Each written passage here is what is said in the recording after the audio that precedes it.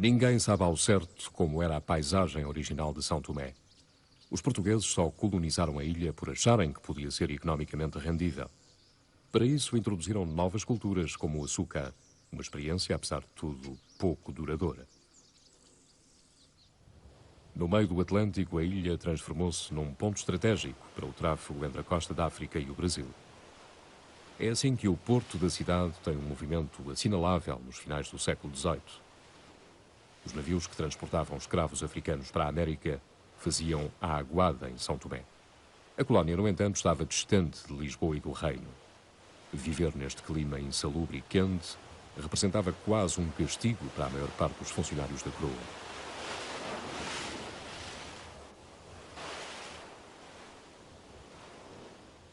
A presença de europeus, de homens e mulheres brancos, era muito reduzida. Não se adivinhava grande futuro para a região. As ilhas eram uma franja do ainda vasto Império Português. Assim foi, até ao dia em que Portugal perdeu o Brasil.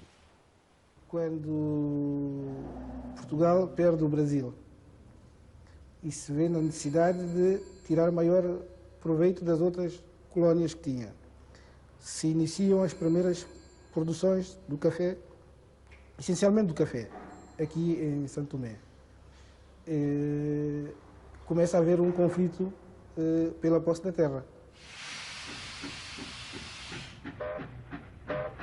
Esse conflito fazia-se essencialmente entre os tais mestiços proprietários, mestiços e negros, em alguns casos, que possuíam a maior parte da terra, que estava extremamente partilhada, com os novos colonizadores que começam a proceder a uma concentração da terra em grandes propriedades, que são as roças que acabamos por conhecer no século XX. Sob a complacência das autoridades coloniais, os filhos da terra foram expoliados das suas lavras e, por isso, no futuro, irão sempre recusar-se a trabalhar nas roças. Esta é uma das imagens mais antigas da roça Água e Zé. Já era uma grande propriedade em meados de 1850. Os colonos desbravaram o mato e construíram portos. Uma das frentes do terreno era sempre virada ao mar.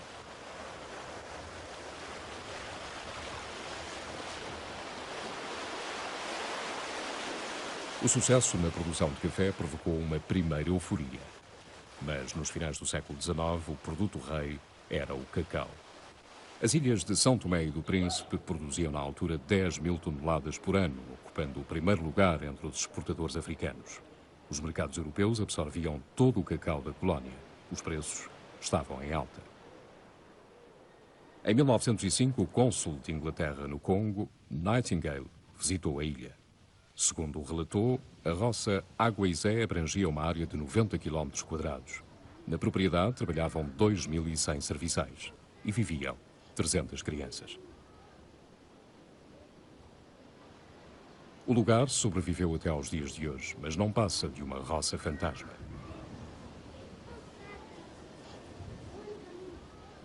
Tudo parou, exceto a vida das pessoas.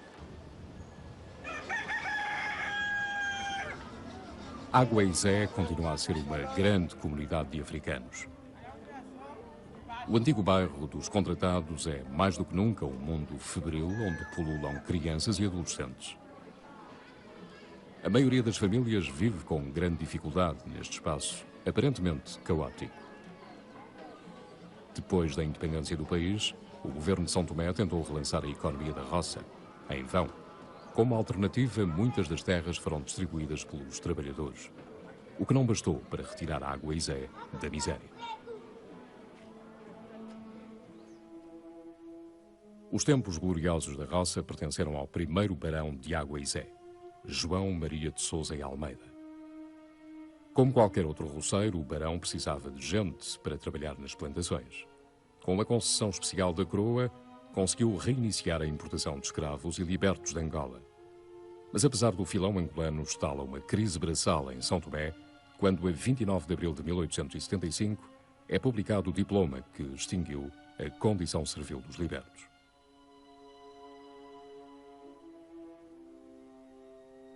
A escravatura em Portugal é abolida em 1869 mas essa abolição para São Tomé só chega em 1875, quando era governador o senhor Gregório Ribeiro. Como se estava na época da colonização efetiva dos territórios colonizados por Portugal, não se viu outra forma senão buscar mão de obra nas outras colónias portuguesas, tendo em conta a carência que imediatamente se fez sentir de mão de obra na altura. É assim que a solução é encontrada. Mas é uma solução do Estado, da coroa. É uma solução da coroa que imediatamente foi seguida, não é? As pressões internacionais tinham forçado a coroa a abolir a escravatura. Mas a libertação de milhares de trabalhadores colocara em risco o futuro das raças de São Tomé e do Príncipe.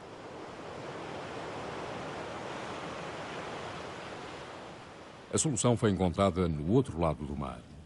De outras partes do Império, de Cabinda a Macau, passaram a chegar homens e mulheres para as plantações. Vinham a contrato e ficaram por isso conhecidos por contratados.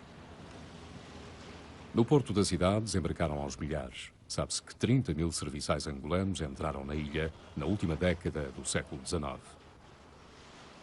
Eram muitos e por isso o recrutamento tinha que ser cuidadosamente fiscalizado pelas autoridades portuguesas. Na baixa da cidade, junto ao Palácio do Governador, passou a funcionar uma nova repartição pública. A Curadoria dos Serviçais e dos Colonos. Para aqui se encaminhavam os trabalhadores recém-chegados, onde finalmente eram distribuídos pelas várias raças do arquipélago. Os serviçais desbravavam o mato, plantavam e colhiam cacau, construíram as linhas férreas e as casas das raças, onde moravam os colonos e as respectivas famílias. Para os colonos, o sistema era quase perfeito. Uma certa euforia pairava no ar, motivada pelo alto valor do cacau nos mercados internacionais. No virar do século, as Ilhas do Príncipe e de São Tomé produziam 1/6 da produção mundial de cacau e tornavam-se as colónias mais ricas do Império Português. Mas é claro, as coisas não eram o que pareciam. Na Europa, a grande novidade era o chocolate em barra. Ao fim de muitos anos a consumir bebidas de chocolate, aparecia agora no mercado um novo produto, mais prático, saboroso e alimentício. Para além disso, tinham descido os impostos sobre a importação do cacau. Os bombons eram agora uma guloseima acessível a todos. É precisamente nesta altura de grande consumo que rebenta a crise com os chocolateiros ingleses.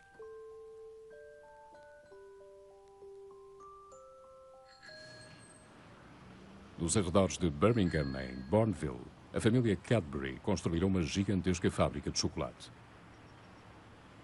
Uma parte do cacau de São Tomé era transformado aqui. Mas eis que nos meios industriais ingleses surge o rumor de que o cacau português era cacau escravo. Sobre esse assunto, os Cadbury tinham uma posição pública a defender. Sobretudo, George Cadbury, o decano da família. The difficult thing about the Cadburys was that they had been campaigning against the use of forced labour, of contracted labour, of serviçais, if you want to call them that, in the British Empire. And then they discovered that this led to accusations of hypocrisy, because they were accusing the British Empire of using indentured workers from India and from China under very adverse conditions, which were almost slavery. And then, in addition to owning a big newspaper, of course, the Cadbury family were also industrialists who got their raw material from the Portuguese colonies, particularly cocoa from São Tomé. And so they were accused of hypocrisy when people said, but just a minute, the Portuguese are just like the British. They too use contract labour, they too use indentured labour, they too carry people from their home country to colonies to work on plantations.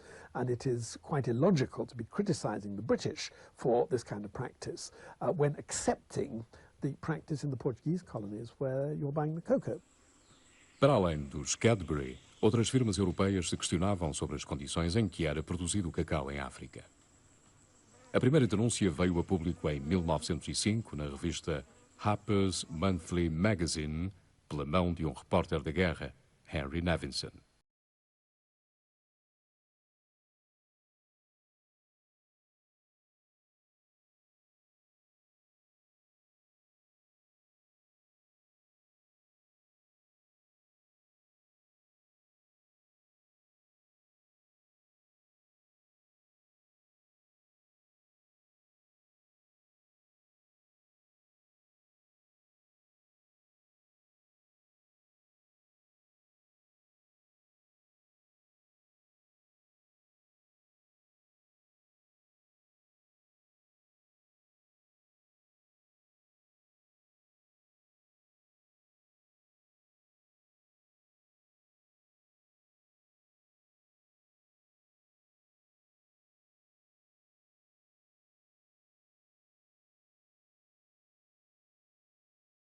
The sets of original documents which I have now consulted is the reports from the founder of the Swiss mission in Angola, who was one of the most intelligent and probably most honourable observers of Portuguese policy and who knew all the leaders of the Portuguese colonial situation. And when he read the Nevinson reports, his comment was, I think that everything I know is exactly in agreement with the reports that were given by Nevinson. Face às denúncias de Nevinson, os chocolateiros ingleses decidem enviar um emissário ao interior de Angola. Era preciso confirmar se a velha rota do escravo se mantinha ativa e quais as formas de comércio. Saber ainda se prisioneiros de guerra continuavam a ser vendidos no interior do espaço colonial português. Para avaliar a situação, o observador inglês preparou-se para uma viagem de 2 anos, ao fim da qual redigiu um relatório. Nos caminhos do interior, e em particular junto ao Coanza, diz ter encontrado vestígios evidentes do tráfico de escravos. Cangas em madeira de vários tamanhos.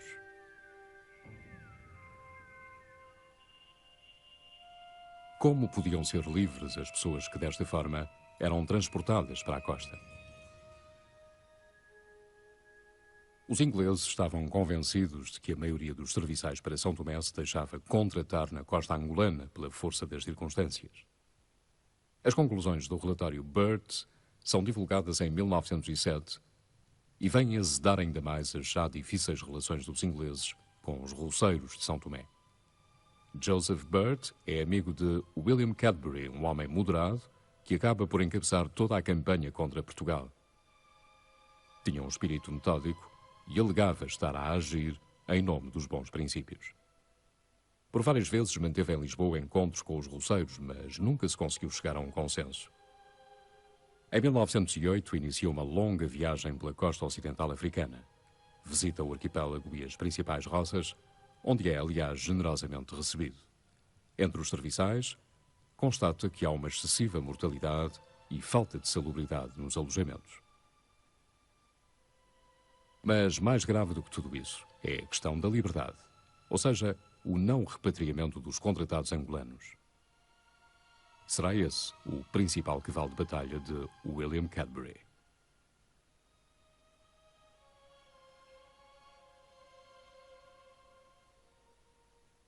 Basically, what I think Cadbury wanted to do was to try and get at least a minimum amount of reform into the system. His report is interesting because he says, well, the hours of work, they're not excessive. The hospital facilities are reasonable. The food, it may be very boring and it may be monotonous, but it is reasonably good food. But the pressure these people are under is the moral pressure of knowing that they will never go home, that they will never have an opportunity to see their families again, their homelands again, that once you have been taken to São Tomé, you are there for life, you are in exile for life, and you will die in exile. And so I think the simple argument that Cadbury had is, look, so long as that is the case, this is in effect slavery. O processo arrastou-se de 1905 até quase aos alvores da Primeira Guerra Mundial. As autoridades portuguesas e os roceiros alegaram sempre tratar-se de uma campanha de difamação contra a bem-sucedida economia de São Tomé e do Príncipe. O Marquês de Valflor era a maior figura da ilha, proprietário, entre outras, da roça Rio do Ouro. A casa era a mais luxuosa sala de visitas da ilha, reflexo do sucesso empresarial de um homem que praticamente começara do nada. A paz tranquila do cotidiano colonial estremeceu com a campanha dos ingleses. Forçados pela lei, os roceiros passaram efetivamente a preocupar-se com o repatriamento dos angolanos, que no fim do contrato quisessem deixar a roça e regressar à terra de origem. Mas só depois da instalação da República se procedeu ao repatriamento sistemático dos serviçais. Na roça, os salários continuavam a ser muito baixos. O sistema foi sendo melhorado ao longo do tempo, mas nem sempre a legislação era cumprida. É um contrato, a legislação fala precisamente de um contrato, é um contrato por 3 anos, geralmente. É evidente que depois, na prática, a situação é outra. Portanto, há um desfazamento, há, digamos, uma recusa por parte dos colonos e daqueles que efetivamente estão nas colónias, que lucram, digamos, que têm negócios, que lucram, que investiram, inclusive, alguns capitais nessas mesmas colónias e que não aplicam essa legislação na medida em que essa legislação vai contra os seus próprios interesses. A lei previa uma série de multas para os patrões que não cumprissem as regras. Veja-se o caso do uso do chicote, uma infração que já no princípio do século dava direito a 360 dias de prisão. Ora, no mato, como sabemos, o chicote funcionou até aos anos 50. Estas imagens pertencem a um filme realizado em São Tomé em 1933. No filme, como em muitas das fotografias antigas, o trabalho na roça tem uma função civilizadora.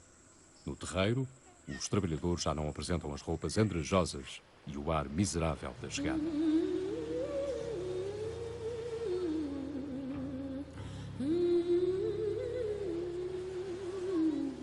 O desembarque dos serviçais era um verdadeiro acontecimento local. Nesse dia, os roceiros ou os feitores deslocavam-se à cidade.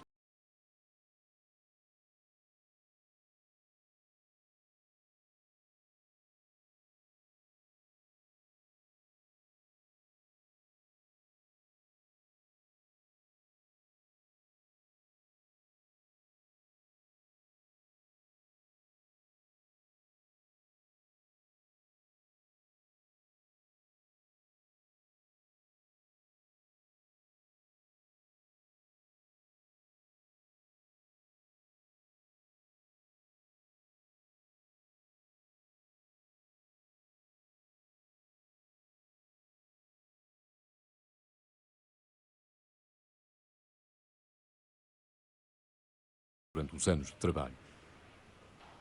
Muitas vezes essa importância não era afinal paga na totalidade. Havia descontos, quase sempre multas, por infrações cometidas. No arquivo, os documentos são material precioso para uma futura e merecida investigação histórica sobre o passado colonial de São Tomé. Grande parte destes dossiês estavam neste edifício, onde funcionou a antiga Curadoria dos Serviçais. Atualmente são as instalações do Ministério do Trabalho. O passado é uma recordação penosa para muitos dos antigos funcionários da Curadoria. Manuel Cunha começou a trabalhar naquela repartição aos 18 anos. Lembra-se bem da forma como se processava o recrutamento de trabalhadores em meados dos anos 50. Quer dizer, em Angola e Moçambique, eles faziam música, prendiam as pessoas e depois mandavam. Vinham com guardas de lá, cipaios, os chamados cipaios. Vinham com um comissário ad hoc. Quer isso dizer que as pessoas vinham contra a vontade? Como? As pessoas vinham Sim, contra a sua vinham. vontade? O senhor testemunhou isso? É do seu tempo isso? Sim. A população da cidade e das vilas manteve-se sempre um pouco indiferente aos problemas dos contratados. A verdade é que nos centros urbanos só viviam os colonos, ou então os chamados filhos da terra, praticando negócios ou empregados na função pública. O contratado vinha muito poucas vezes à cidade. tinha muito poucas necessidades, porque eles tinham quase todas as necessidades de base satisfeitas a nível da roça, e vinham para cá em dias feriados, aos domingos, assim numa passeata, não propriamente para satisfazer as necessidades de base. E eu lembro-me que nas festas da cidade, no carnaval, eles vinham de vez em quando mostrar um pouco da cultura do seu próprio país.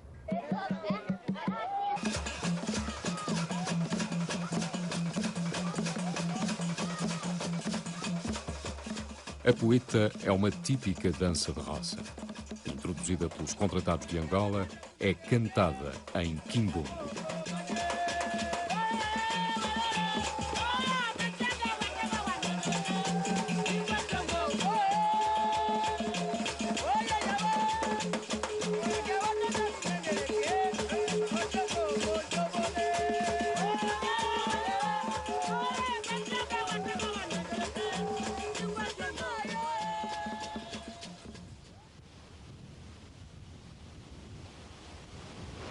Já vi tocar peixe, mas não há canoa.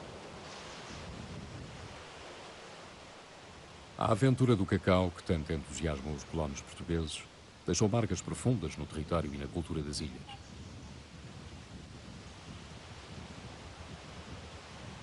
O sonho dos roceiros foi um sonho de grandeza. A maioria das roças está agora em ruína, mas algumas conseguiram resistir aos ventos desfavoráveis. Na base do Pico de São Tomé, a roça Diogo Vaz é um desses casos.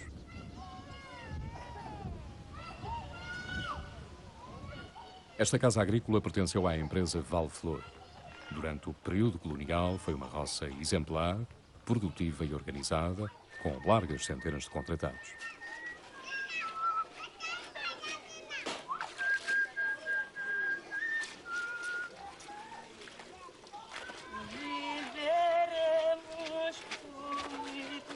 Atualmente, ninguém sabe ao certo quantos moradores tem a Diogo Vaz. O jovem diretor da empresa declarou guerra aberta às barracas de madeira que servem de cozinhas.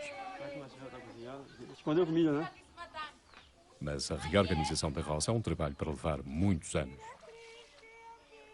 O mais difícil é mesmo a mudança dos hábitos e das mentalidades. Era um grupo de pessoas que estavam sob um sistema político e econômico totalmente diferente. Depois da independência, a coisa sai de um feudalismo, de um colonialismo, para um comunismo. Foi 360 graus. De maneira que as pessoas, depois houve aí, era de partido único, havia comitês, nas empresas os comitês que mandavam muitas vezes mais que o próprio diretor da empresa, o diretor estatal. De maneira que tudo isso provocou essa situação, criou anarquia. Para além de culturas novas, como a pimenta e o ananás, a roça continua a produzir cacau. Os homens tratam da secagem, as mulheres ocupam-se da escolha e da embalagem.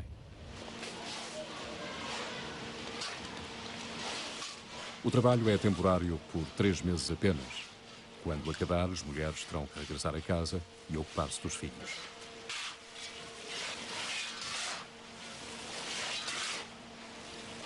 Nesta altura, as crianças estão por perto e ajudam a carregar cacau, tinas pesadas, perante o olhar indiferente de todos. Nesta tarde, 4 crianças trabalhavam como gente grande.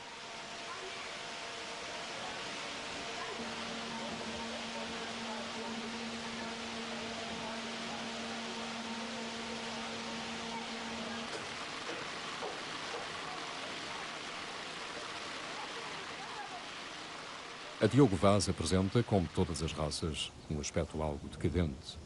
Entre os moradores, não é difícil encontrar antigos contratados, quase todos de Cabo Verde. Manuel Hortelão vive há 45 anos na roça, uma vida sem ilusões. Quase escravo que a gente estava em São Tomé naquele tempo.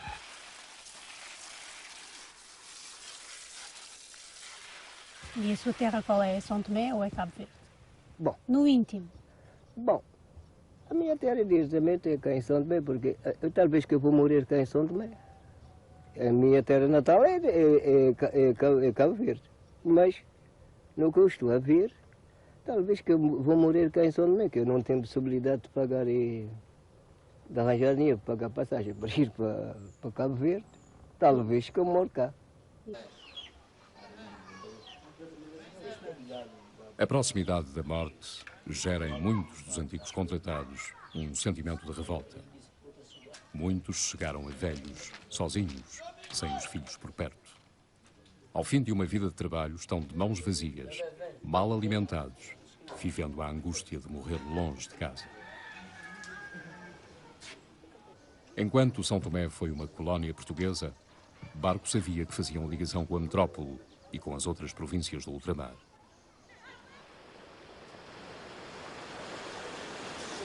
Agora, sair não está ao alcance de qualquer um, e muito menos ao alcance de um velho trabalhador de roça.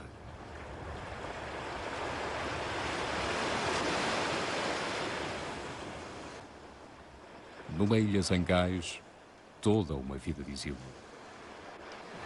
Prisioneiros do mar, das miragens e do passado. O branco veio também sair fora, não ficou aqui. Já ninguém tomou conta de ninguém, não. Ele ficou abandonado.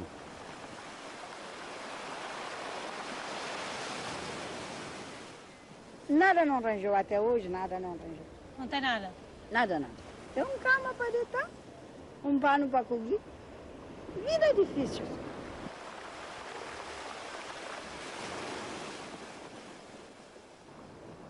Ficou mal. Já ficou mal. Ficou mal, portanto, estou cá.